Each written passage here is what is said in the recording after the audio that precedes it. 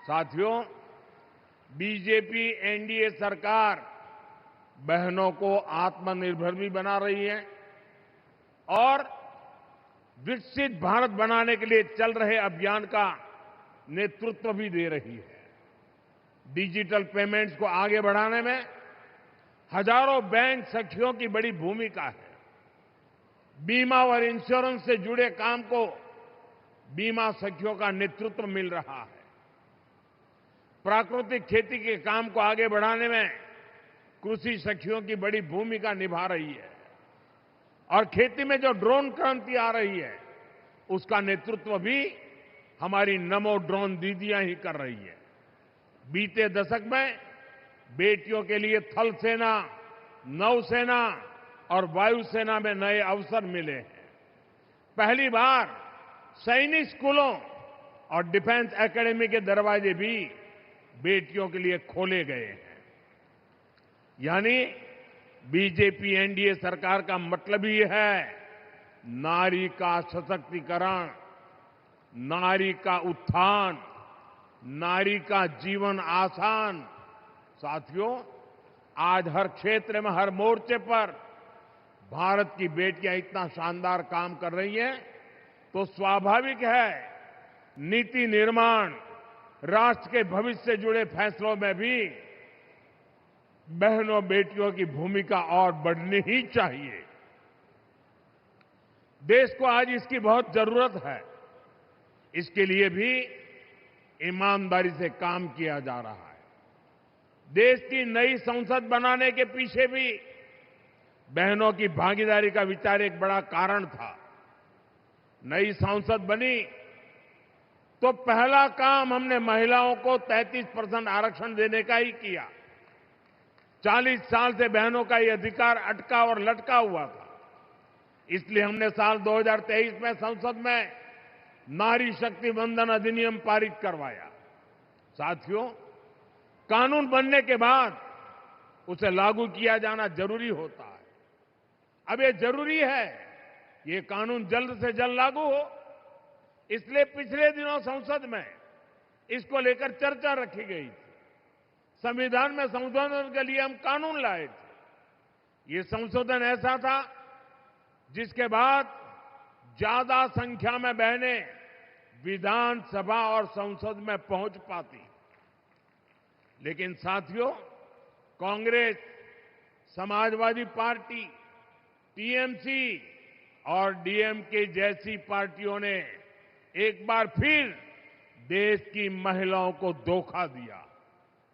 ऐसे दलों ने 40 साल से महिला आरक्षण पर ब्रेक लगाया हुआ था। अब समाजवादी पार्टी ने फिर से इसे लाल झंडी दिखा दी है।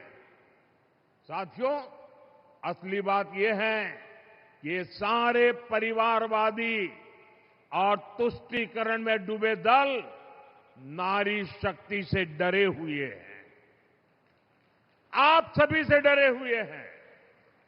ये परिवारवादी दल देश की उन बेटियों को विधानसभा और संसद नहीं आने देना चाहते, जो कॉलेज कैंपस से लेकर पंचायतों, स्थानीय निकायों तक हर जगह अपने दम पर नेतृत्व दे रही है। ये जानते हैं कि अगर धरातल पर काम करने वाली बेटियां ऊपर आ गई तो इनका नियंत्रण खत्म हो जाएगा, इनकी सत्ता पर सवाल खड़े हो जाएंगे। इसलिए ही जो परिवारवादी दल है ये संसद में हुए विरोध में सबसे आगे रहे हैं। साथियों, मुझे संतोष है कि देश की बहनें, बेटियां इनकी इस कुटिल मंशा को पहचान गई है। आप देख रहे हैं असम, केरलम, पुडुचेरी, बंगाल और तमिलनाडु में बहनों ने रिकॉर्ड मतदान किया है। महिला आरक्षण विरोधी दलों को अंदाजा नहीं है कि बहनों का ये वोट महिला विरोधी इन दलों को सजा देने के लिए हुआ है।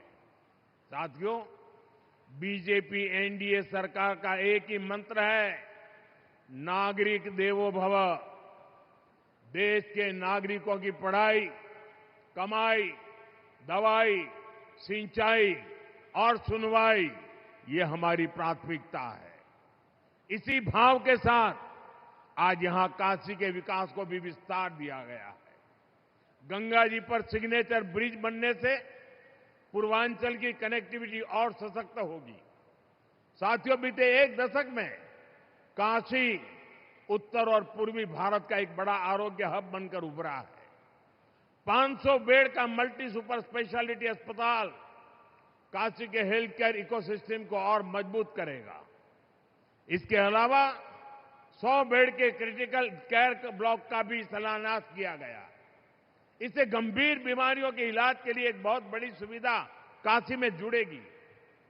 साथियों, गंगा जी की साफ सफाई हो, घाटों के विकास से जुड़ा काम हो या शासन प्रशासन से जुड़े भवनों का निर्माण हो, हर हुआ और भवानीपुर में किसानों के लिए भंडारण सुविधाएं हो, वृद्धाश्रम हो, महिला छात्रावास हो, ये सब काशी के संवेदनशील विकास का ही प्रमाण है।